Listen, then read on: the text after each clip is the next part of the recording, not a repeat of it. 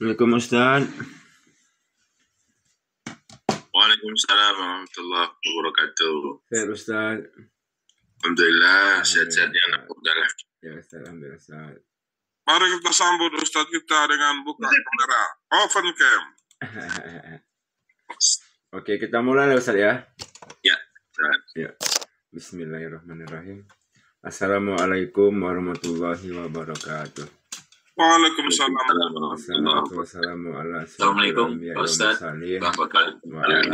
Wasabi ajmain. Allahumma sholli ala sayyidina Muhammad wa ala sayyidina Muhammad amma ba'du. Alhamdulillah, segala puji dan syukur kita panjatkan pada Allah SWT yang mana pada pagi hari yang berbahagia ini kita masih diberikan iman, Islam dan kesehatan ya, serta kapan waktu sehingga kita bisa kumpul kembali di kajian Zoom ini dalam rangka thalabul ilmi. Salam bersama kita panjatkan ke junjungan besar kita Nabi Allah Nabi Muhammad sallallahu alaihi wasallam. Allahumma sholli ala sayyidina Muhammad wa ala sayyidina Muhammad. Semoga kita nantinya akan mendapatkan syafaat Nabi kita di yaumil akhirat nanti. Amin Allahumma amin. Yang saya hormati Tuan Guru kita Ustaz Siddiq, alhamdulillah sudah hadir. Yang saya hormati Bapak-bapak, Ibu-ibu, para jemaah yang selalu istiqomah untuk mengaji setiap paginya ya. Baik, pada pagi hari ini kita membahas masalah kitab Islam, politik dan spiritual ya. Sebelum kita mulai kajian pada pagi hari ini, mari kita membacakan basmalah. Bismillahirrahmanirrahim. Kepada Al-Ustaz, waktunya kami persilakan. Kepada Ustaz. Ya, baik, terima kasih Bang Bakar. A'udzubillahi minasyaitonirrajim. Bismillahirrahmanirrahim. Assalamualaikum warahmatullahi wabarakatuh. Waalaikumsalam warahmatullahi wabarakatuh. Alhamdulillahilladzi arsala rasulahu bil huda wa dinil haqq liyudhhirahu 'ala ad-dini kullih wa kafa billahi shahida. Asyhadu an la ilaha illallah wahdahu la syarika lah wa asyhadu anna Muhammadan 'abduhu wa rasuluhu alladzi la nabiyya ba'dah. Rabbi shrah li sadri wa yassir li amri wahlul 'uqdatam min lisani yafqahu qawli amma ba'du. Para ustaz sekalian yang dimuliakan Allah Subhanahu wa taala, senantiasa kita mengucap syukur kehadirat Allah Subhanahu wa taala. Pagi hari ini alhamdulillah Allah masih memberikan kesempatan kepada kita untuk melanjutkan kajian kita. Insyaallah kita akan bahas beberapa persoalan ya yang umum dipahami oleh masyarakat yang mungkin setelah membahas persoalan qada dan qadar ini masih menyisakan persoalan yang memang belum terjawab. Untuk kali ini kita akan membahas terkait dengan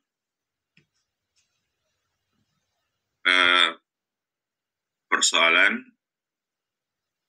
hidayah dan dolalah ya.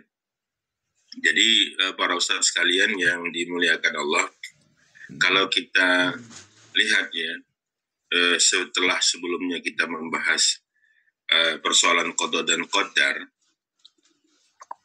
masih ada persoalan mendasar yang belum bisa terjawab dengan pembahasan qada dan qadar ini. Dan ini umum terjadi di tengah-tengah masyarakat kita. Apa itu? Di antaranya pertanyaan terkait dengan hidayah dan dolalah, hidayah dan kesesatan. Pertanyaannya, kalau menurut para ustadz, hidayah itu posisinya di mana? Apakah orang yang masih kafir hari ini karena belum mendapat hidayah dari Allah?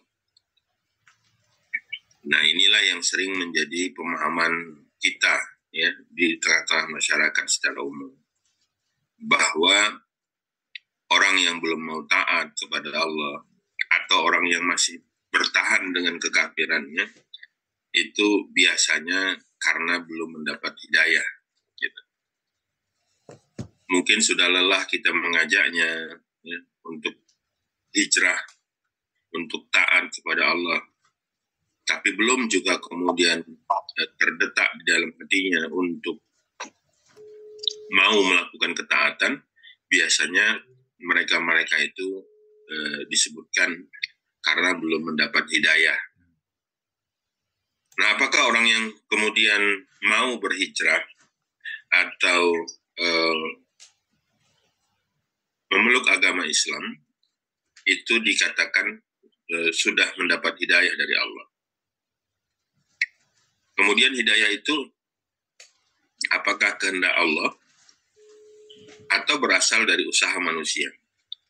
Nah, ini menjadi penting ya, agar kita bisa memahami posisi hidayah itu di mana dan kita bisa meraihnya.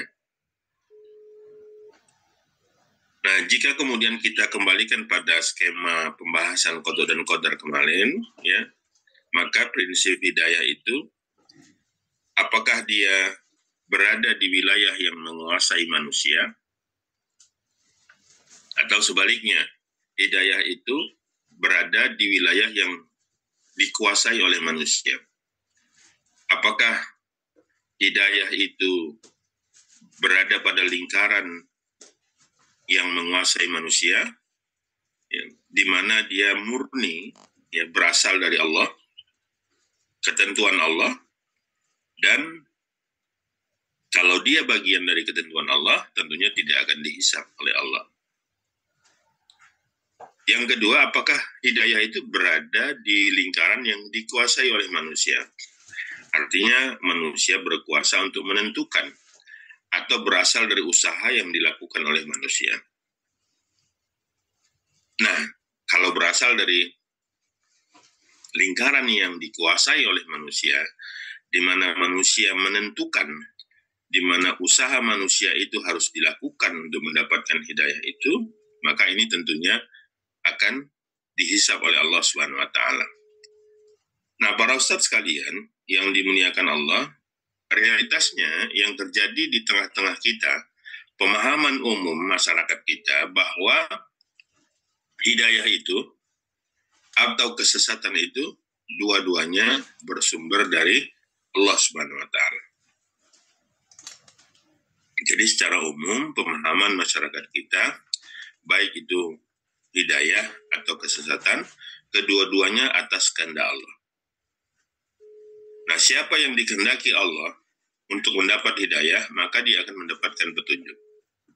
Dan sebaliknya, siapa yang dikehendaki Allah sesat, maka dia akan mendapatkan kesesatan, atau dia akan tersesat. Nah, ini berdasarkan kepada dalil-dalil Al-Quran yang digunakan, diantaranya Quran Surah Al-A'raf ayat 178. A'udzu billahi minasyaitonir rajim. Bismillahirrahmanirrahim. May yahdihillahu fahuwal muhtadi wa may yudlil faulaika humul khasirun. Barang siapa yang diberikan petunjuk oleh Allah, maka dialah yang mendapat petunjuk. Dan barang siapa yang disesatkan oleh Allah, maka merekalah orang-orang yang merugi. Berdasarkan ayat ini, maka dipahami bahwa kesesatan dan hidayah itu adalah berasal dari Allah Subhanahu wa taala. Nah, kemudian ayat yang lain, Quran surah Al-Baqarah ayat 272, Allah berfirman, A'udzubillahi minasyaitonir rajim. Bismillahirrahmanirrahim. Laisa 'alaika hudahum walakinallaha yahdi man yasha. Bukanlah kewajibanmu menjadikan mereka Muhammad mendapat petunjuk, akan tetapi Allah lah yang memberi petunjuk siapa yang dikehendakinya. Kemudian ayat yang lain, Quran surah Al-An'am ayat 125, yang artinya, kata Allah, barang siapa yang Allah menghendaki akan memberikan petunjuk kepadanya petunjuk. Niscaya dia melapangkan dadanya untuk memeluk agama Islam. Dan barang siapa yang dikehendaki Allah kesesatannya, niscaya Allah menjadikan dadanya sesak lagi sempit, seolah-olah ia sedang mendaki langit. Begitulah Allah menimpakan siksa kepada orang-orang yang tidak beriman. Nah, jadi dari ayat-ayat itu dipahami, ya, bahwa manusia ada yang mendapatkan hidayah dan ada yang mendapatkan kesesatan, ya. Manusia diberikan Allah hidayah, kemudian menjadi baik, kemudian mendapat pahala, dan akhirnya dimasukkan ke dalam surga. Tapi di sisi lain, di saat yang sama, Allah juga menyesatkan, ya, disesatkan oleh Allah. Ada yang disesatkan oleh Allah. Kemudian menjadi jahat, ya, kemudian mendapat dosa dari kejahatan yang dia lakukan, dan kemudian dimasukkan neraka. Nah, kalaulah kemudian memahami hidayah itu semata-mata dari Allah Subhanahu wa Ta'ala, maka pertanyaannya, ya, kenapa ada orang yang mendapat hidayah, ada juga yang disesatkan. Orang yang mendapat hidayah menjadi baik, mendapat pahala, ya, dari kebaikannya, kemudian dimasukkan surga. Sementara di sisi lain ada orang yang disesatkan oleh Allah, menjadi jahat, ya, kemudian mendapat dosa dan dimasukkan neraka. Nah, pertanyaannya, kalaulah seandainya hidayah dan kesesatan itu semata-mata bersumber dari Allah Subhanahu wa Ta'ala, atau berada di wilayah yang menguasai manusia, kenapa ada yang disesatkan, ada yang kemudian diberikan Allah hidayah? Nah, pertanyaannya, di mana keadilan Allah itu? Ya. Sedangkan kalaulah memang hidayah dan kesesatan itu tidak berada di wilayah yang dikuasai oleh manusia. Nah, inilah pemahaman yang keliru, ya, yang ada di tengah-tengah masyarakat kita, bahwa hidayah dan kesesatan itu bersumber dari Allah Subhanahu wa Ta'ala. Nah, yang lebih bahayanya lagi pemahaman tadi, bahwa ada manusia sengaja berbuat jahat karena memahami dia itu disesatkan oleh Allah. Allah lah yang menyesatkannya, karena dia tidak mendapat hidayah. Kemudian dia merasa tidak bersalah ketika melakukan sebuah kejahatan, sebuah kemaksiatan. Ya. Akhirnya dia menisbatkan kezaliman yang dia perbuat itu kepada Allah. Kenapa Anda mencuri? Ya, ini sudah ketentuan Allah.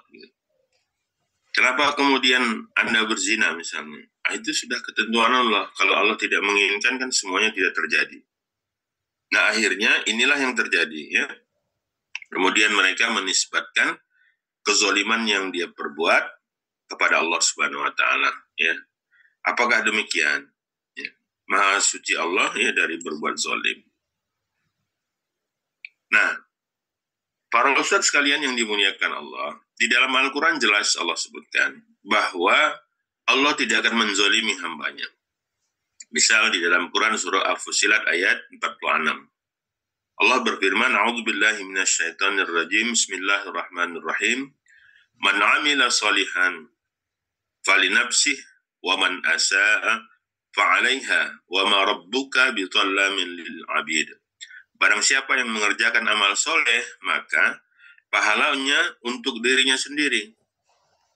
Dan barang siapa mengerjakan perbuatan jahat, kata Allah, maka dosanya untuk dirinya sendiri. Dan sekali-kali tidaklah Rabbmu menganiaya hamba-hambanya. Ya. Nah, hakikat dari masalah ini dapat kita pahami berdasarkan ayat-ayat berikut. Yang pertama, Quran surah Ar-Ra'd ayat 27. Allah berfirman, A'udzu billahi minasyaitonir rajim. Bismillahirrahmanirrahim. Qul innallaha yudillu man yasha wa yahdi ilaihi man anab. Katakanlah, kata Allah, sesungguhnya Allah menyesatkan siapa yang Dia kehendaki dan menunjuki orang-orang yang bertaubat kepadanya.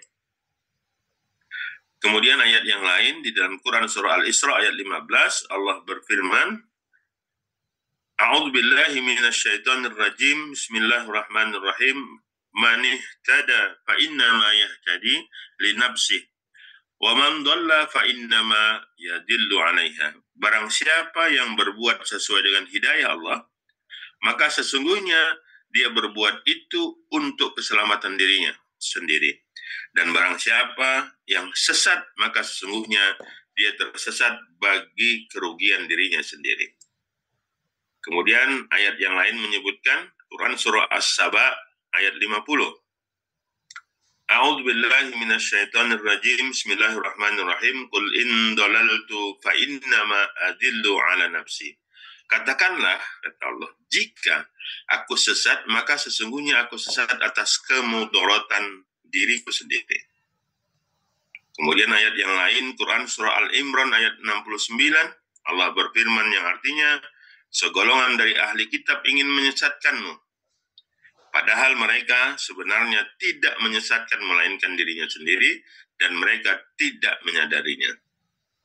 Kemudian ayat yang lain, Quran Surah An-Nisa ayat 60, A'udzubillahi minasyaitonir rajim, Bismillahirrahmanirrahim, wa yuridu syaitan ayyudillahum dolalam ba'ida.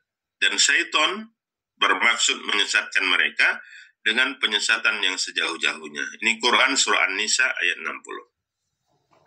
Nah, para sahabat sekalian yang dimuliakan Allah, dari kandungan ayat-ayat tadi dapat kita ambil sebuah pemahaman, ya, bahwa manusia sendirilah yang mengusahakan petunjuk dan kesesatan. Jadi ternyata petunjuk dan kesesatan itu berada di wilayah yang dikuasai oleh manusia. Manusialah yang menyesatkan dirinya sendiri maupun orang lain. Kemudian menyesatkan orang itu juga dibantu oleh syaitan, ya, juga ikut menyesatkan manusia. Nah, ini yang harus kita pahami, bahwa ada peran syaitan di situ dalam menjerumuskan atau menyesatkan manusia. Nah, indikasinya para ustadz sekalian yang dimuliakan Allah, bahwa memang nisbah hidayah dan kesesatan itu berasal dari Allah Subhanahu wa Ta'ala, ya. Allah lah yang menciptakan hidayah, Allah yang menciptakan kesesatan. Tetapi nisbah itu, ya, bukan secara langsung, ya. Jadi bukanlah Allah Subhanahu wa Ta'ala yang langsung menyesatkan manusia. Walaupun memang sumber atau yang membuat sesat atau yang membuat hidayah itu adalah Allah Subhanahu wa Ta'ala. Nah, pertanyaannya bagaimana memahami ini? Ya, bahwa nisbah hidayah dan kesesatan itu memang Allah sumbernya, Allah yang menciptakan. Tetapi Allah tidak secara langsung memaksa manusia untuk mendapat hidayah atau untuk sesat. Nah, bagaimana kita memahaminya secara tasyri'i, ya, secara hukum terkait dengan nisbah yang bukan langsung ini, adalah pertama, Allah Subhanahu wa Ta'ala ketika menciptakan manusia, Allah sudah berikan satu hidayah, yaitu hidayah akal, ya, hidayah khalqiyah, bahwa setiap orang ketika dia lahir, ketika dia hidup di dunia ini, Allah sudah bekali hidayah yang pertama, yaitu hidayah akal. Nah, kecenderungan hidayah akal ini, dia mampu membedakan mana yang baik, mana yang buruk. Nah, seandainya para ustadz sekalian yang dimuliakan Allah, ada orang yang diciptakan Allah, tapi tidak diberikan hidayah akal, maka dia tidak akan dihisab oleh Allah. Maka dia akan menjadi penghuni surganya Allah. Kenapa? Karena dia tidak mendapat hidayah yang pertama. Jadi orang-orang yang kemudian tidak memiliki kesempurnaan akal, ya, maka setiap perbuatan yang dia lakukan itu tidak akan dihisab oleh Allah. Nah, jadi ini yang pertama, bahwa setiap orang yang lahir, yang hidup di dunia ini, Allah bekali, Allah berikan hidayah yang pertama, yaitu hidayah khalqiyah, hidayah penciptaan, yaitu berupa akal. Ini yang pertama, bahwa Allah sudah bekali setiap orang hidayah akal ketika dia hidup di dunia ini. Nah, kecenderungan akal ini tentu adalah memiliki kemampuan dalam membedakan mana yang benar, mana yang salah, mana yang baik, mana yang buruk. Kalau dia tidak punya kemampuan ini, atau ketika hidup tidak dibekali Allah hidayah akal, maka Allah tidak akan menghisabnya. Nah, selanjutnya, ini dia dalil-dalilnya, Quran Surah Al-Balad ayat 10. A'udzubillahi minasyaitonir rajim, Bismillahirrahmanirrahim. wa hadainahun najdain, dan kami telah menunjukkan kepadanya dua jalan, ya. Kemudian Quran surah Asy-Syams ayat 78, A'udzu billahi minasyaitonir rajim, bismillahirrahmanirrahim, wa nafsin wa ma sawwaha falhamaha fujuraha wa taqwaha, dan jiwa serta penyempurnaan penciptaan, ya, maka Allah mengilhamkan, ya, kepada jiwa itu jalan kefasikan dan ketakwaan. Nah, dia bisa membedakan mana jalan kefasikan, mana jalan ketakwaan dengan akal yang ada pada dirinya. Nah, selanjutnya para ustadz sekalian yang dimuliakan Allah, ya, fakta menunjukkan bahwa akal manusia itu tidak bisa dibiarkan untuk menentukan mana yang baik, mana yang buruk. Kalaulah manusia diberikan kewenangan untuk menentukan mana yang baik, mana yang buruk, nah, maka akan hancur dunia ini. Kenapa? Karena menurut manusia, baik dan buruk itu sifatnya relatif. Mungkin satu orang mengatakan itu baik, tapi orang yang lain mengatakan itu buruk. Inilah contoh kalau seandainya akal manusia itu diberikan kewenangan untuk menentukan mana yang baik, mana yang buruk. Ya. Contoh misalnya, berpacaran itu baik atau buruk, ya, mungkin ada yang mengatakan baik, ya. Mungkin ada yang mengatakan tidak, ya. Itu haram gitu, kecuali berpacaran syariah, ya. Ya, biasanya apelnya malam Minggu, malam Ahad berubah jadi malam Jumat, ya. Biasanya ke tempat hiburan, nongkrongnya di teras masjid misalnya begitu, ya. Mungkin aja yang begitu. Atau bagaimana membagi waris itu? Apakah sama atau kemudian berbeda? Atau terkait dengan kebebasan berbicara itu baik atau buruk misalnya. Ya, ada yang mengatakan baik, ya. Itu kan hak asasi manusia misalnya. Ada yang mengatakan buruk, ya, kebablasan misalnya. Sehingga bisa berbicara apa saja. Nah, yang kemudian menyesatkan orang dan sepertinya.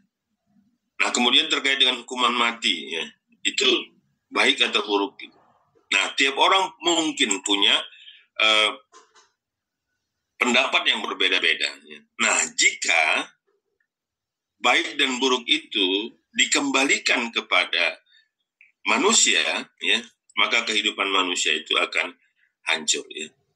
Tidak bisa. Akal manusia itu yang diberikan kewenangan untuk menentukan baik dan buruk, untuk menentukan benar atau salah. Nah, makanya para ustadz sekalian yang dimuliakan Allah, Allah tidak membiarkan itu, ya.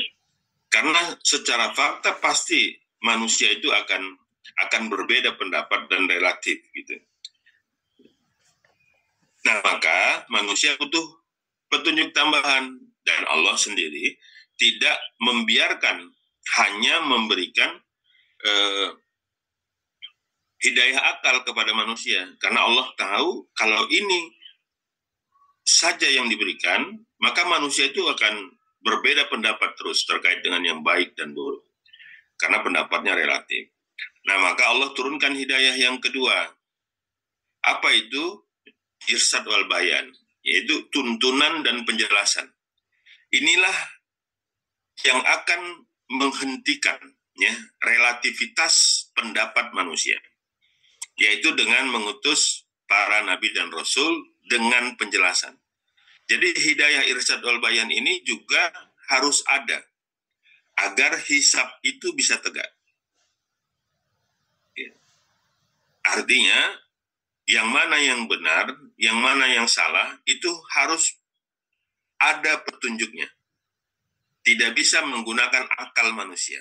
Dan Allah sendiri tidak membiarkan itu, ya, dengan memberikan petunjuk yang kedua atau hidayah kedua, yaitu hidayah irsyad wal bayan, ya, petunjuk dan penjelasan. Dengan apa? Dengan diutusnya para nabi dan rasul, ya.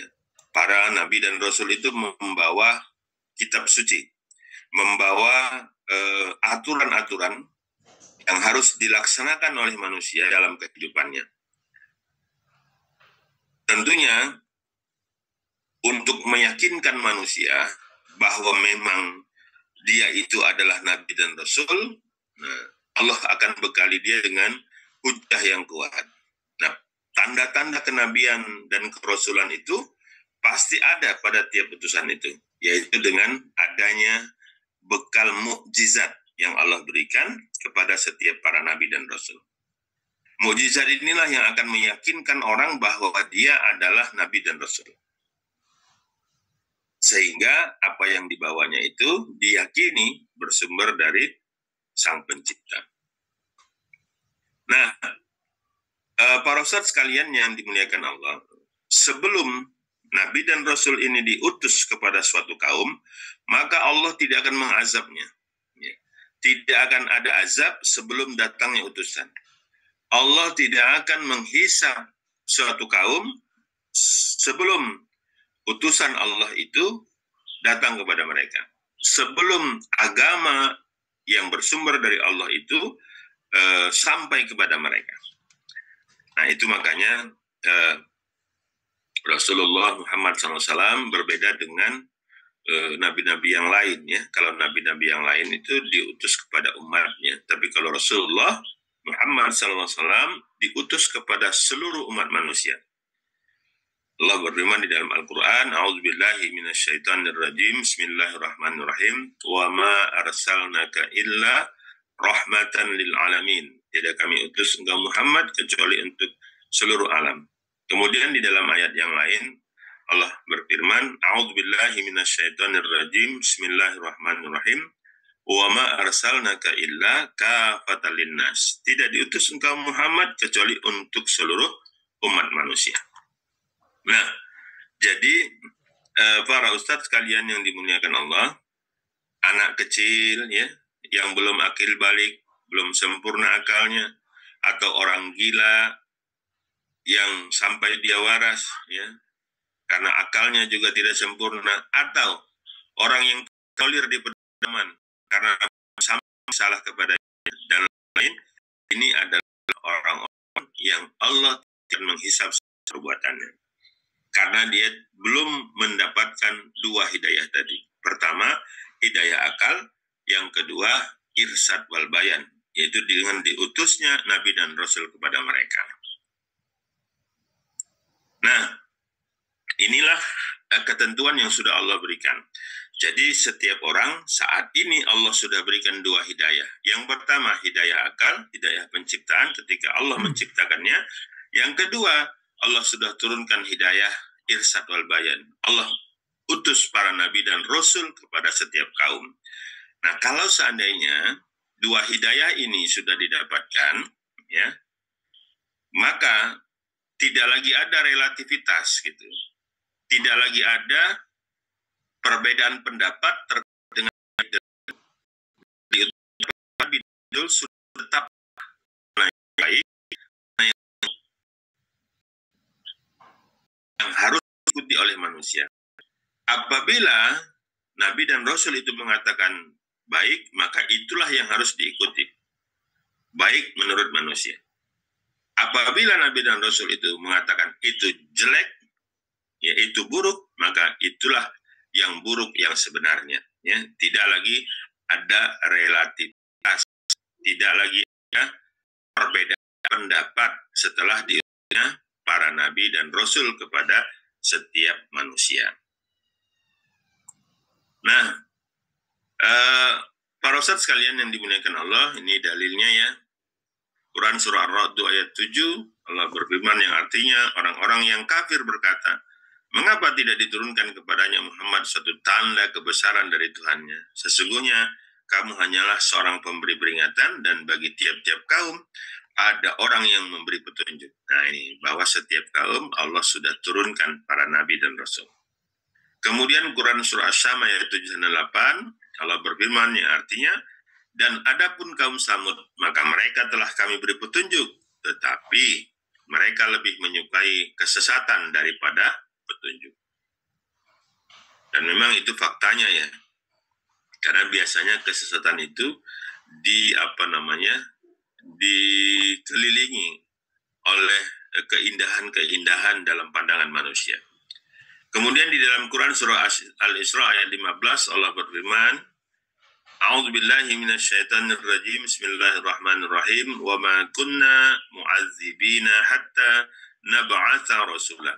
Dan kami tidak akan mengazab sebelum kami mengutus seorang rasul. Nah, ini dalil bahwa apabila ada sekelompok orang atau suatu kaum yang belum sampai risalah agama ini, agama Islam itu ke mereka, apakah karena posisinya terlalu jauh di pedalaman misalnya, sehingga mereka tidak bisa mengenal Islam, maka mereka tidak akan dihisap oleh Allah Subhanahu wa Ta'ala.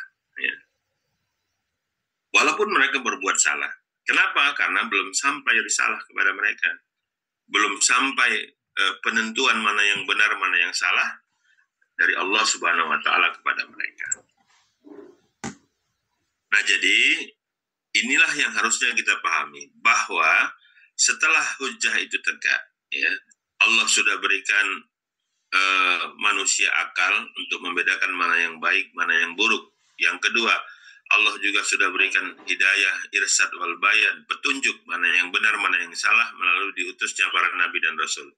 Nah, setelah itu Allah membebaskan pada manusia untuk memilih apakah dia mau memilih jalan petunjuk atau memilih jalan kesesatan. Itu atas pilihannya sendiri setelah dua hidayah itu dia terima dari Allah Subhanahu wa Ta'ala. Nah, ini kan menjadikan Allah itu adil, ya, fair gitu. Sebelum kemudian Allah hisab, Allah minta pertanggungjawaban, Allah kasih dulu pertama kemampuan berpikir untuk membedakan mana yang baik, mana yang buruk. Kemudian yang kedua, Allah utus para nabi dan rasul untuk menetapkan yang baik itu mana, yang buruk itu mana. Nah, setelah itu baru kemudian Allah bebaskan manusia untuk memilih. Apakah memilih jalan petunjuk atau memilih kesesatan?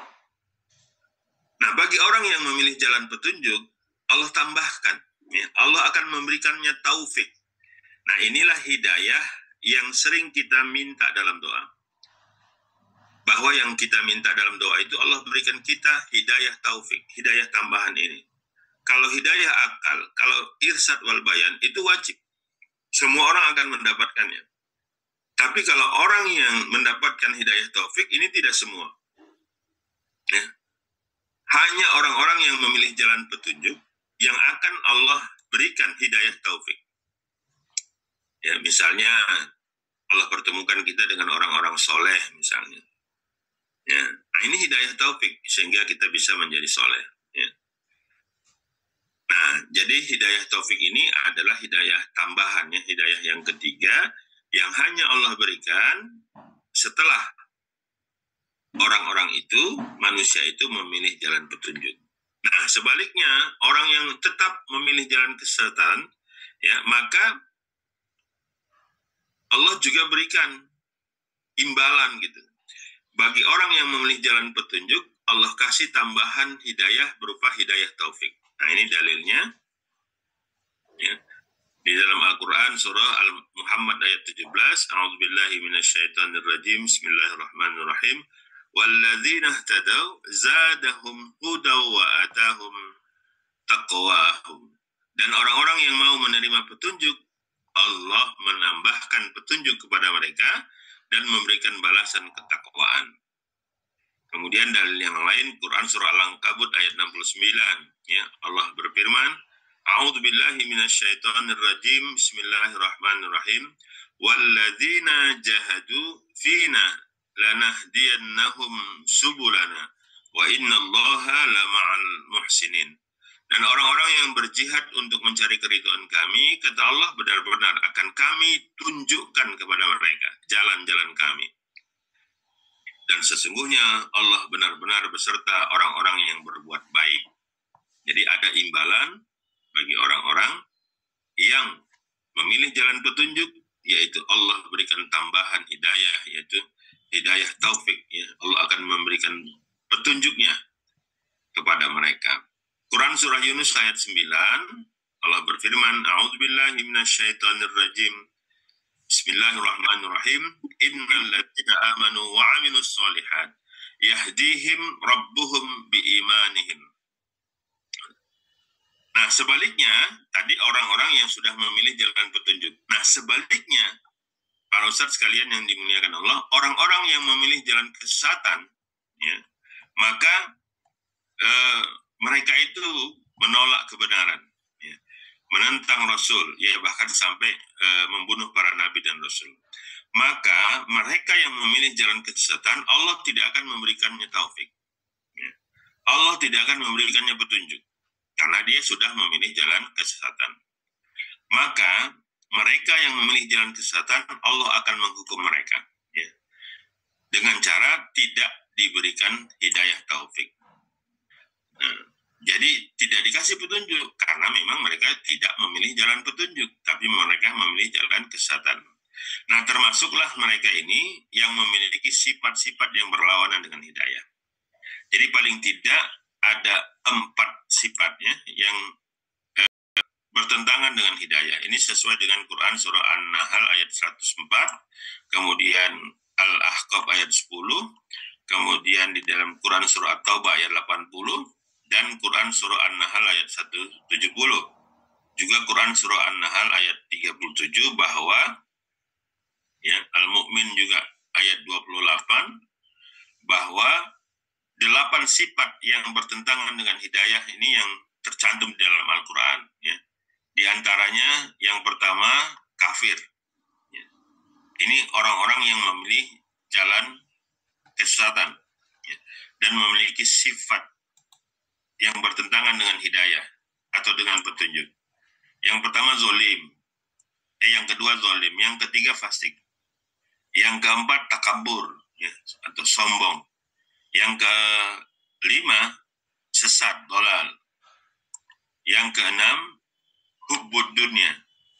Yang ketujuh, melampaui batas, ya, muslim. Dan yang kedelapan adalah kadzib, ya, pendusta. Jadi orang-orang yang memiliki 8 sifat ini, yang memilih jalan kesesatan, maka Allah akan berikan hukuman bagi mereka. Apa hukuman Allah? Ya, yang pertama Quran surah As-Saff ayat 5. Allah berfirman yang artinya, maka tatkala mereka berpaling dari kebenaran, Allah memalingkan hati mereka. Dan Allah tidak memberi petunjuk kepada kaum yang fasik. Hati-hati kita kalau ada keluarga kita, famili kita, atau orang-orang terdekat kita, ketika kita ajak ke jalan kebaikan, menolak, ya. Ketika kita ajak untuk taat, menolak, ya bisa saja pilihan yang dia lakukan itu, saat itu Allah sedang menghukumnya. Apa hukumannya? Allah palingkan kita dari kebenaran. Ketika ada orang yang mengajak kepada kebenaran, hati kita malas, ya, hati kita tidak bergairah, gitu. Tapi begitu ada orang yang mengajak kepada kemaksiatan, waduh, hati kita bergembira. Nah, ini ciri-ciri, ya, saat-saat Allah sudah menghukum kita dengan cara memalingkan hati kita dari kebenaran. Kemudian di dalam Quran surah An-Nisa ayat 155 Allah berfirman yang artinya, bahkan sebenarnya Allah telah mengunci hati mereka karena kekafirannya. Karena itu mereka tidak beriman kecuali sebagian kecil dari mereka. Nah, yang kedua yang paling agak berat, bukan lagi dipalingkan, tapi sudah dikunci, ya, dikunci hati kita, ya, sehingga sulit sekali untuk menerima kebenaran itu. Nah, kemudian yang ketiga, Quran surah Al-Mutaffifin ayat 14, Allah berfirman yang artinya, sekali-kali tidak demikian. Sebenarnya, apa yang selalu mereka usahakan itu menutupi hati mereka. Nah, yang ketiga adalah menutupi hati kita. Tertutup hati kita untuk kebenaran. Yang diajak baik, kayaknya menolak. Tidak tergerak misalnya. Melihat hal-hal yang terjadi, ya, misalnya ketika melihat orang meninggal, tidak ada rasa menjadikan dia muhasabah, ya, bahwa nanti satu saat dia juga akan berada di saat yang sama sebagaimana mayit yang ada di depannya. Nah, inilah Allah sudah menutup hatinya. Nah, inilah 4 hukum yang diberikan oleh Allah bagi orang yang memilih jalan kesesatan atau orang yang bertentangan dengan hidayah. Pertama, Allah akan memalingkan hatinya dari kebenaran. Yang kedua, Allah tidak akan memberikannya petunjuk. Yang ketiga, Allah akan mengunci hatinya dari kebenaran. Dan yang paling berat, Allah menutup hatinya dari kebenaran. Nah, inilah 4 hukuman yang Allah berikan bagi orang-orang yang memilih jalan kesesatan. Nah, dengan demikian, hidayah dan kesesatan itu para ustadz yang dirahmati Allah, manusia sendirilah yang mengusahakannya. Jadi wajar, karena ini usaha manusia, maka Allah akan berikan, Allah akan minta pertanggungjawaban. Kesesatan tidak terjadi dari awal. Allah tidak mentaufiki, Allah tidak memaksa orang untuk pilih jalan kesesatan. Tidak. Tetapi Allah bekali semua orang itu dengan hidayah penciptaan berupa akal yang bisa membedakan mana yang baik, mana yang buruk. Kemudian Allah bekali manusia itu dengan tuntunan, dengan diutusnya para nabi dan rasul, dan kemudian Allah bebaskan manusia itu untuk memilih, mau memilih jalan hidayah atau jalan kesesatan. Yang memilih jalan hidayah, Allah berikan tambahan petunjuk berupa hidayah taufik. Dan orang yang memilih jalan kesesatan, Allah berikan hukuman, ya, dengan tertutupnya hati mereka dari kebenaran, tidak berikan hidayah taufik, ya. Kemudian ditutupi hati mereka dari kebenaran bagi yang memilih jalan kesesatan. Nah, kemudian yang harus juga kita pahami bahwa Allah juga berkuasa menghilangkan hukuman. Artinya bagi orang-orang yang sudah memilih jalan kesesatan, selama Allah masih berikan kesempatan untuk bertobat, maka masih ada waktu baginya, ya, untuk bertobat dan kembali ke jalan hidayah, kembali ke jalan kebenaran. Selama yang pertama, taubat itu masih diterima oleh Allah. Yang pertama, selama matahari terbit dari sebelah timur. Nanti kalau terbitnya dari sebelah barat, maka sudah tertutup pintu taubat. Tapi ini mungkin masih lama, ya, persangkaan kita. Tapi yang kedua, selama nyawa masih ada di badan, selama nyawa itu masih belum sampai tenggorokan. Nah, ini kita yang nggak tahu kapan itu datang. Ya, maka taubat itu harusnya dilakukan segera. Nah, apabila manusia, ya, mau bertaubat, maka Allah akan memberikan hidayah tadi. Nah, jadi kalau kita lihat ada orang-orang yang dulunya kafir, ya, yang dulunya tidak beriman, tapi kemudian hijrah masuk Islam, ya, Allah berikan hidayah, Allah berikan petunjuk baginya, dan dia dibersihkan, ya, sebagaimana kertas putih ketika dia masuk Islam. Jadi semua perbuatan maksiat yang dia lakukan ketika kafir itu Allah ampuni semuanya. Nah, oleh karena itu para ustadz, seorang mukmin wajib waspada, ya, untuk takut kepada Allah.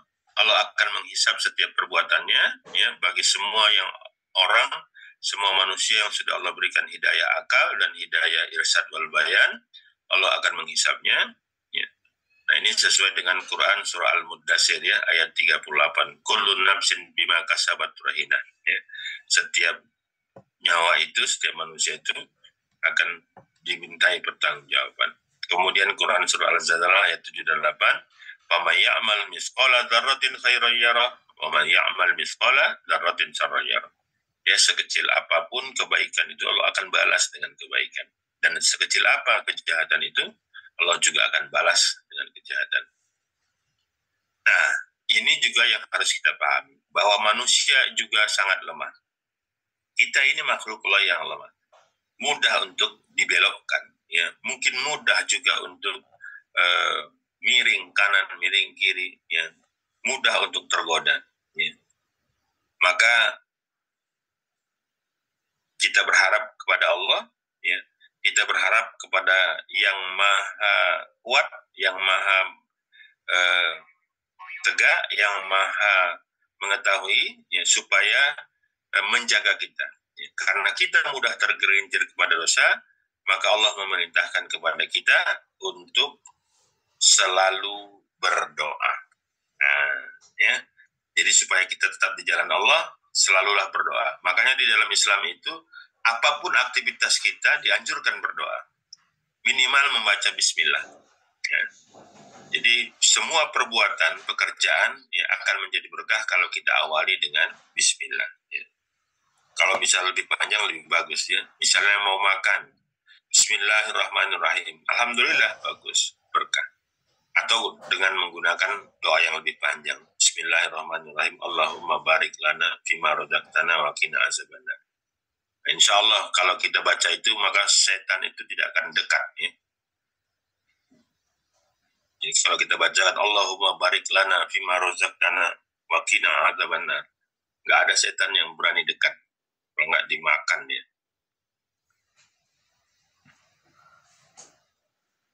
Nah, kemudian doa itu ya memohon pertolongan ya kepada Allah Subhanahu wa taala yang Maha Kuasa atas segala sesuatu. Untuk apa? Supaya kita ditetapkan hatinya. Ya, misalnya ya muqallibal qulub tsabbit qulubana ala dinik. Ya Allah yang membolak-balikkan hati, tetapkanlah hati kami kepada agama yang. Nah ini contoh doa-doa yang bisa kita panjatkan ya, yang ada di dalam Al-Quran. Yang paling baik itu doa yang ada di dalam Al-Quran, kemudian doa yang ada di dalam hadis, atau kemudian doa-doanya para ulama. Ya silakan nanti kalau para ustadz mau ya bisa melihatnya di dalam Al-Quran, As-Sunnah, atau doa-doa yang berasal dari para ulama. Ya mungkin itu yang bisa saya jelaskan. Mohon maaf agak panjang ya, karena ini libur. Ya, jadi ya, baik, saya kembalikan ke Bang Pakar. Silakan Bang. Wallahu a'lam bishawab. Syukur Ustaz. Aduh, materi hari ini lemes ini. Apa mengena semua di hati ini. Semoga kita istiqomah ya Bapak untuk mengaji ya. Terus kita berkebaikan. Terus kita memohon ampun sama Allah. Jadi saya jangan menunda kalau kita minta mau bertobat ya. Kita nggak tahu kita ini dikejar kematian gitu. Jadi banyak-banyak kita cepat bertobat lah. Jangan nunggu nantilah. Saya masih muda nanti aja kok, jangan salah kita. Oke, kita buka pertanyaan ya. Silakan yang mau bertanya langsung saja. Bagus materi hari ini. Mantap ini materi. Ini hari libur. Ya, hari libur berarti ada pertambahan waktu ya Ustaz. Ya, aman. Silakan Pak Mentondang kalau mau bertanya silakan. Pak Junaidi, Pak Mentondang, Pak Jarod, Pak siapa? Pak Joni, Pak Junaidi, Pak Miskan, Nur Rahman, Sukron, Pak Yanto, silakan. Mantap. Agak panjang pembahasan ini sebenarnya Ustaz kalau dibahas. Ya. Ya, tergantung Pak Pakar nih. Forum. Assalamualaikum Ustaz. Waalaikumsalam warahmatullahi wabarakatuh. Satu tadi tentang hidayah Ustaz. Hidayah itu sudah diletakkan bahwa ada kekuasaan kita memilihnya Ustaz. Ya. Satu dibilang sudah mendapatkan petunjuk, yaitu petunjuk Islam sejak dia dari lahir. Yang itu kan ditetapkan Ustaz, antara kita dilahirkan di orang-orang beragama Islam sama orang yang memeluk agama Kristen dulu Ustaz. Yang kafir dibilang ya. Yang kafir Ustaz, artinya udah ingkar. Kalau Kristen nanti tertuju pula satu orang. Nah, jadi kalaulah dibilang Ustaz, sebelum dia balik masih sama Ustaz statusnya. Setelah dia lahir mau Islam, mau kafir tadi. Kan masih sebelum dia balik masih sama status ya saya. Ya. Mereka itu sudah mendapat petunjuk Ustaz. Yang satu tadi Ustaz, di situ kan ada tadi 8 poin Ustaz. Bahwa di dalam orang petunjuk yang tadi kan pertama kafir di situ Ustaz, saya lihat. Ya. Kalau bisa sih LBNA ditampilkan Ustaz, biar nggak nampak Ustaz. Ya, siap. Ada pertama tadi kafir, petunjuk yang lain itu udah ada pada yang Islam seperti banyak tadi Ustaz ya. 8 sifat yang bertentangan dengan hidayah. Iya, yang fasik, yang apa gitu Ustaz. Iya. Kafir, zolim, fasik, takabur. Iya. Ini dia. Nah, Itu. ini bagi orang yang sudah dapat petunjuk, kecuali yang kafir ini, Ustaz. Kafir ini kan sudah memang ingkar, tidak akan mendapatkan udah tetap dianiaya kalau yang jolim ini, Ustaz. Nah, kejoliman ini kan masih ada pada orang mendapat petunjuk ya, Ustaz ya. Nah, berarti kan di sini kuasa kita juga untuk memilih yang ini, Ustaz, tadinya, Ustaz ya. Kafir atau tidak? Kalau ya kafir atau ini dari semua golongan yang 7 ini larinya ke kafir nanti jadinya, Ustaz ya. Begitu. Ya, jadi apabila ia seorang fasik, maka yang takabur apa itu yang sesat ini menjadi golongan kafirnya, Ustaz, jadinya. Ya. Yang orang menjadi mendapat tidak petunjuk, yang tidak mendapat petunjuk lagi lah namanya, Ustaz. Jadinya orang takabur, hilang petunjuk itu dari dia, gitu, Ustaz. Ya, jadi 8 sifat ini bertentangan dengan hidayah, bertentangan dengan hidayah taufik tadi. Ya, pertolongan Allah gitu. Jadi kalau kita berbuat kafir, maka Allah tidak akan memberikan petunjuk kepada kita selama dia bertahan dengan kekafirannya. Tetapi kalau dia sudah mau mengikuti kebenaran, artinya 2 hidayah sebelumnya yang sudah dia dapatkan dari Allah. Yang pertama hidayah akal, yang kedua irsyad wal bayan. Maka kalau ini dia mau gunakan, maka setelah dia gunakan 2 ini, maka nanti Allah akan berikan hidayah tambahan, hidayah taufik.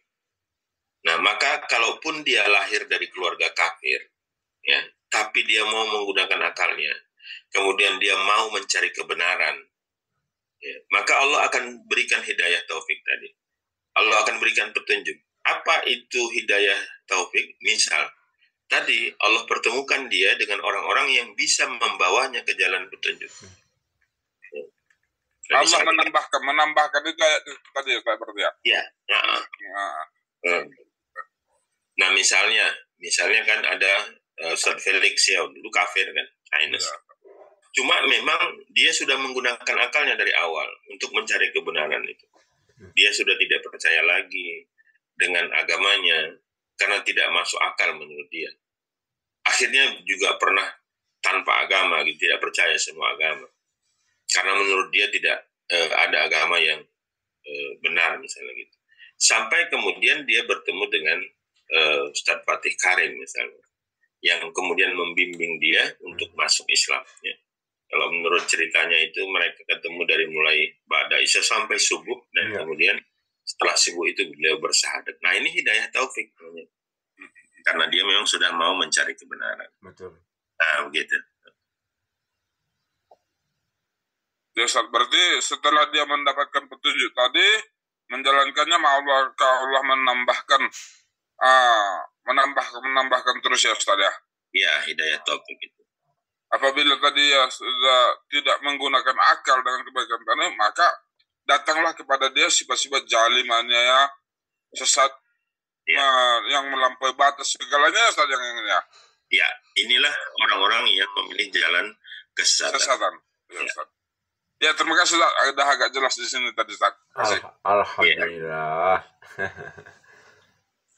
Oke, ini kita gini aja ya, kita sepakati aja, kita kasih waktu lebih sedikit, yaitu jam 7.15. Nah, jadi 7.15 sampai pertanyaannya. Selanjutnya kita tutup ya. Pak Pakar membatasi Ustaz mau bersedekah ilmu ini namanya. Ustaz ditanya tadi jam berapa, Ustaz? Gitu. Nah, kita kasih 15 menit lagi, agak banyak nih, 15 menit lagi nih, silakan. Silakan yang mau bertanya lagi, masih bisa kok, lanjut. Ya, silakan. Tadi sibuk, tadi saya tengok ada yang nyari-nyari halaman berapa ini. Dia nggak ada, ini memang spesial dikasih di hari ini sama Pak Ustadz ini. Yeah. Nah, jadi yang nggak masuk Zoom agak juga merugi nih. Ya, jadi kita ingin coba meluruskanlah beberapa pemahaman yang ada di tengah-tengah kita supaya bisa lebih baik gitu harapannya. Jadi ada beberapa pemahaman termasuk ini, kemudian nanti ada pemahaman tawakal. Ini perlu diluruskan juga supaya tidak salah. Iya. Ya, kemudian paham rezeki, ya, atau ajal, dan kemudian doa nanti. Ya, kadang banyak kawan-kawan kita bilang gini, ayo kita hijrah, ayo, masih nantilah, saya masih muda kok, saya mau happy dulu, mau poya-poya dulu, nanti sudah nikah, sudah mulai umur tua, baru bertobat. Selesai kita, mati duluan ya. Entah kapan datangnya waktu kita di tenggorokan nggak tahu kita. Iya. Baik ada Maksudnya orang itu kayak gitu, tenggorokan nanti aku masih muda kok, mau apa, happy dulu lah. Keburu mati, Kak, selesai. Nggak jadi bertobat. Seperti itu, Ustaz. Seperti kalau kita lihat kawan-kawan kita kan sudah mendapat petunjuk, artinya petunjuk dalam agama Islam, Ustaz. Ya. Dia sudah banyak kalau melakukan sedekah, oke-oke saja. Tapi kalau diajak, udahlah, waktu sholat Jumat, ayo. Udahlah, abang dulu lah. Dia masih hanya terkadang senyum saja, Ustaz. Kamu dulu lah. Gitu. Ini petunjuknya ini kira-kira sampai di mana batasannya sama dia masih ada, Ustaz? Belum dapat irsyad wal bayan tadi ya, begitu. Sebenarnya irsyad wal bayan sudah, hidayah akal sudah. Cuma memang dia memilih jalan kesesatan. Nah, kita khawatirnya Allah sedang hukum dia. Hukuman paling rendah itu bagi orang yang memilih jalan kesesatan, Allah palingkan dari kebenaran. Gitu. Kalau ada orang yang datang bawa kebenaran sama dia nggak mau. Ya itu tadi alasannya banyak. Abang duluan lah, kirim salam lah, dan lain sebagainya kan. Artinya ketika datang baginya kebenaran, dia langsung menyambutnya gitu. Nah ini contoh, ini pertanda Allah palingkan dia dari kebenaran. Ini sudah dapat hukuman gitu. Ya, Ustaz. Kalau dapatkan, udah, karena dia sudah pilih jalan kesesatan tadi, ya sudah Allah palingkan dia dari kebenaran. Tapi apakah tidak bisa berubah? Bisa juga gitu ya. Kalau dia kemudian mau kembali menggunakan akalnya, atau bisa jadi sebuah kejadian yang dialami yang menjadikan dia berpikir gitu, dan kemudian mau bertobat gitu. Apakah itu berupa kesulitan, apakah itu berupa kesengsaraan, atau petunjuk yang lain gitu. Kalau dia mau mengambil pelajaran dari semua yang dia alami, maka insya Allah dia pasti akan kembali ke jalan kebenaran. Nah disitulah nanti dia kalau sudah mau berniat, kemudian berupaya untuk hijrah gitu, maka nanti Allah akan tambahkan baginya itu hidayah taufik. Nah misalnya Allah pertemukan dia dengan orang-orang yang hijrah juga gitu, sehingga saling menguatkan mereka dalam hijrahnya. Nah itu hidayah taufik gitu. Alhamdulillah seperti ngaji kita ini jalan-jalan hidayah taufik ya saya. Iya. Pertemukan setiap pagi kita di sini. Ya subhanallah. Ya. Amin.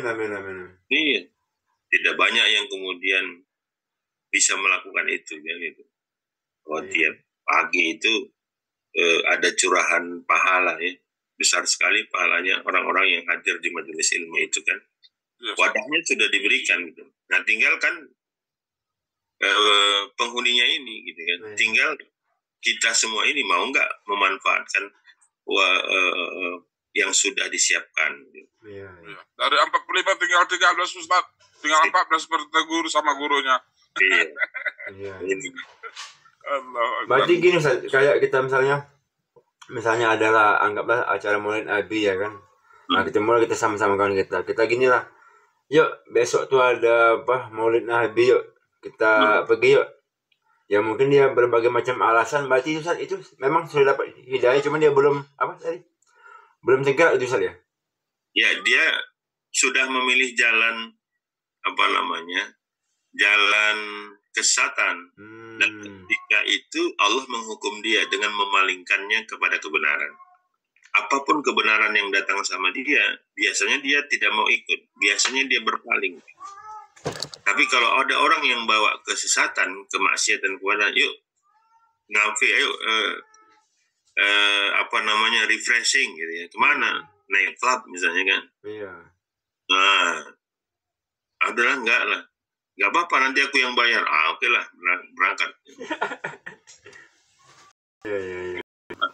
Cepat gitu kalau untuk tapi kalau untuk kebenaran, untuk kebaikan, ya mudah untuk berpaling. Ya karena memang kan ngomong kan ya banyak lah kadang seperti itu kan. Kadang kita ayo kita besok ada ini yuk, ada tausiah di masjid ini yuk tentang apa masalah apa ini. Ya nantilah aku banyak hana itulah pokoknya. Berarti memang belum ini saja apa? Ya. Apa Allah kayak apa menutup saja. Ya, memalingkan kita dari kebenaran. Padahal sudah tahu dia itu maksudnya bermanfaat tapi dia memalingkan saja. Iya, tahu dia itu benar. Misalnya ada yang ngajak yuk sholat ke masjid jamaah. Tahu dia benar itu. Artinya dia memahami bahwa ajakan itu ajakan yang benar. Tapi dia nggak mau. Nah itu hati-hati, mungkin Allah sedang menghukumnya, ya memalingkan hatinya dari kebenaran. Tapi kalau misalnya masih hati, ya, misalnya diajak untuk berbuat baik, ya tapi belum bisa berbuat baik seperti itu misalnya, ya cuma punya tapi kapannya, nah itu berarti masih ada rasa gitu ya. Artinya Allah tidak palingkan kita dari kebenaran gitu. Insya Allah satu saat akan melakukan itu misalnya. Tapi kalau dipalingkan itu nggak mau dia sama sekali. Padahal sudah tahu, tapi cuma dia cuek saja. Ya gitu. Itulah bukti dia sudah memilih jalan kesesatan. Dia tahu karena dia punya akal. Dia tahu karena risalah itu sudah sampai kepadanya, mana yang benar, mana yang salah, tapi tidak mau memilih jalan kebenaran tadi. Maka Allah hukum dia dengan memalingkan hatinya dari kebenaran. Begitu. Jauh-jauhkanlah kita semua ya Bapak ya dari hal seperti itu. Astagfirullahaladzim. Oke, masih ada waktu kok. Di dalam grup mau kita bertanya? Banyak nih, Ustaz. Apa Pak? Di dalam grup kita nih banyak contohnya selalu disiarkan Pak Pakar.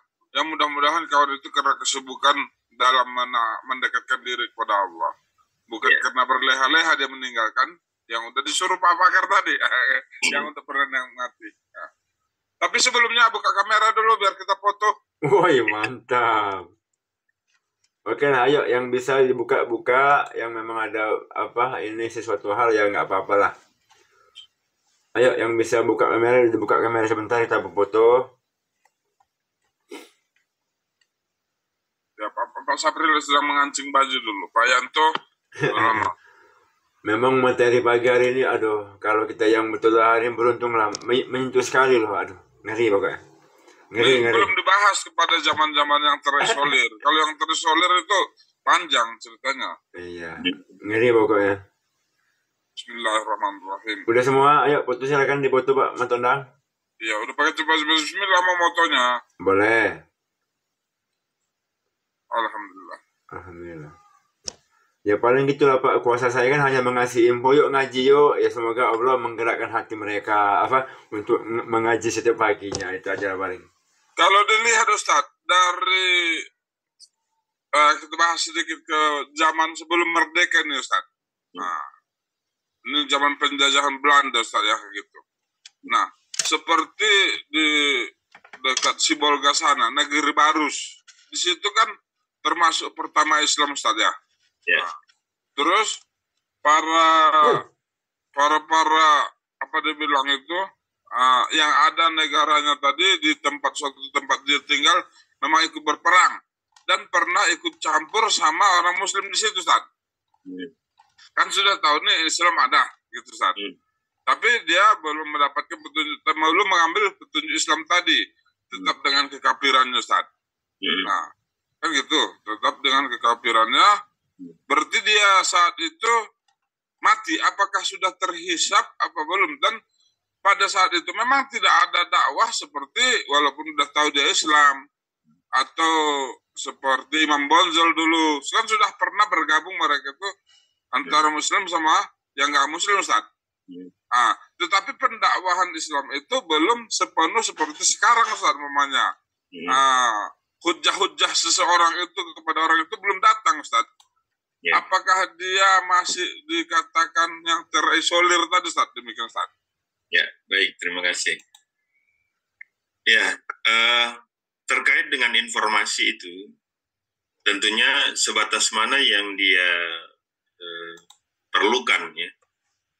agar kemudian dikatakan bahwa risalah itu sudah sampai kepadanya, sehingga akan tegaklah hisab Allah kepadanya, kan begitu. Ya tentunya sesuai dengan kebutuhannya. Ya. Jadi kalau misalnya pertama kali sampailah Islam itu, maka yang akan dihisab itu adalah apakah dia mau bersyahadat atau tidak.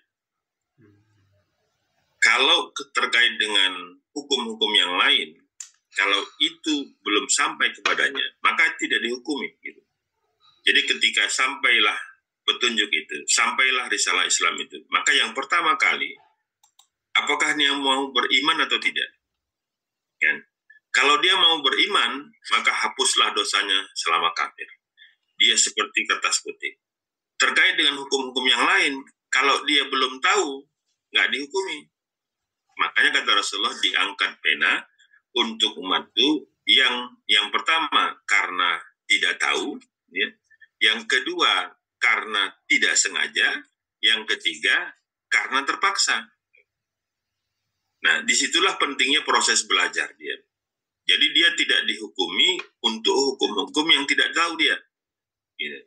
Karena kan ketika orang masuk Islam, tidaklah semua dia tahu kan. Harus ada proses belajar bagi dia. Nah, ketika proses belajar ini dia lakukan, untuk hukum-hukum yang dia tidak tahu atau belum tahu, ya, maka dia tidak akan dihisab. Tapi kalau hukum-hukum yang sudah dia tahu, sudah dapat dia informasinya, sudah dapat dia ilmunya, nah untuk hukum-hukum itulah dia yang akan dihisab oleh Allah.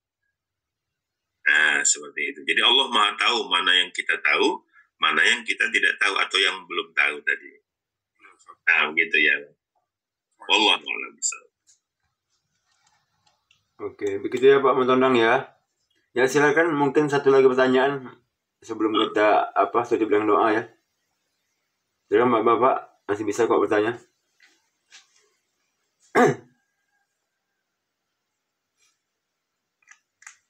Kalau bertanya berat lah seorang, diskusi gitu baru lebih gampang. Kalau bertanya sesuatu udah tahu dia, nggak boleh. Tapi kalau diskusi kan untuk menguatkan namanya. Oke, ayo ya silakan. Yang bertanya berat itu. Berat ya. Iya. Bagaimana kita tentang itu? Kalau diskusi itu bilang Ustaz, sesuatu yang udah kita ketahui pun diulang kembali kan tidak masalah Ustaz ya? Nggak ada masalah. Nah, tapi kalau bertanya dia itu yang udah dia tahu, dia suruh bertanya kan berat juga Ustaz. Allah. Matisanya sharing-sharing gitu Pak ya? Ya, sharing dia baru bisa. Seperti yang kita bahas itu kan termasuk sharing ya Ustaz ya? Kan gitu? Ya. Nah. Assalamualaikum Ustaz. Wah, silakan Pak Sapi. Waalaikumsalam. Tadi kan disampaikan bahwa orang yang tidak tahu itu kan dia tidak dihukum. Ya. Bagaimana yang sengaja dia tidak mau belajar Islam lebih banyak agar tidak banyak kena hukuman gitu? Itu mengakal-akali Pak ya? Berarti kalau begitu dia dapat dua dosa. Pertama, dosa tidak mau menuntut ilmu karena menuntut ilmu itu wajib. Yang kedua, karena dosa tidak tahunya. Jadi dia tidak tahu karena tidak mau belajar. Berarti dua dosanya. Pertama, dosa tidak tahunya tadi hingga dia terjerumus pada kemaksiatan. Yang kedua, karena dosanya tidak mau belajar tadi. Gitu. Nah, jadi double dosanya Pak. Wallahu a'lam bishawab. Nah, tinggal memilih lah, apakah mau dosa double apakah nggak mau berdosa. Apa cocok dari ilmu menguatkan Ustaz? Tidak aku jadikan jin manusia kecuali untuk beribadah kepadaku. Suatu ilmu ini kan beribadah juga namanya Ustaz. Mencari ilmu kan gitu Ustaz. Ya, menuntut ilmu itu wajib. Gitu kan? Bagi setiap muslim. Thalabul ilmi faridatun ala kulli muslim, kata Rasul. Menuntut ilmu itu hukumnya wajib bagi setiap muslim. Menuntut ilmu agama wajib ain hukumnya gitu. Dan menuntut ilmu itu tidak ada batasan. Sampai kapan? Ya sampai liang lahat kan, tuntutlah ilmu kata Rasul dari buayan sampai ke liang lahat. Jadi kalau belum liang lahat tidak gugur kewajibannya menuntut ilmu. Gitu. Kasih Ustaz. Ya, terima kasih Pak. Mau tua mau muda tetap harus menuntut ilmu, Ustaz ya. Mau tua mau muda, Iya. yang penting belum sampai liang Yang lahat. Ya, Pak Pakar sudah selalu memberikan imbalan sama kawan-kawan kita untuk 1000 rakaat sholat sunat dengan 1 jam ini. Ternyata dia memilih santai. Itu baru kena ya Ustaz ya. Padahal dia santai, udah dia ketahui Ustaz ini Jum. Allah Akbar. Astagfirullahaladzim. Ya, oke. Oke, mungkin gitu ya Bapak semuanya. Kita tutup dengan doa. Insya Allah kita sambung lagi di Kamis depan ya. Ya, insya Allah. Saya kan Pak Ustadz. Baik, terima kasih para Ustadz semua atas perhatiannya. Mudah-mudahan majelis ilmu kita ini mendapatkan berkah dari Allah. Amin, amin. Amin. Semoga keberkahan itu bisa menjadi wasilah. Ya, Allah mudahkan segala urusan kita. Dan kemudian Allah kabulkan doa dan permohonan kita. Cuma ala hadiniya al-Fatihah. Bismillahirrahmanirrahim. Alhamdulillahirabbil alamin. Ar-Rahmanir Rahim. Maliki yaumiddin. Iyyaka na'budu wa iyyaka nasta'in. Ihdinas siratal mustaqim.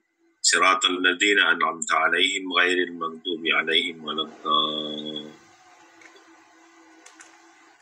Na'udzu billahi minasyaitonir rajim. Bismillahirrahmanirrahim.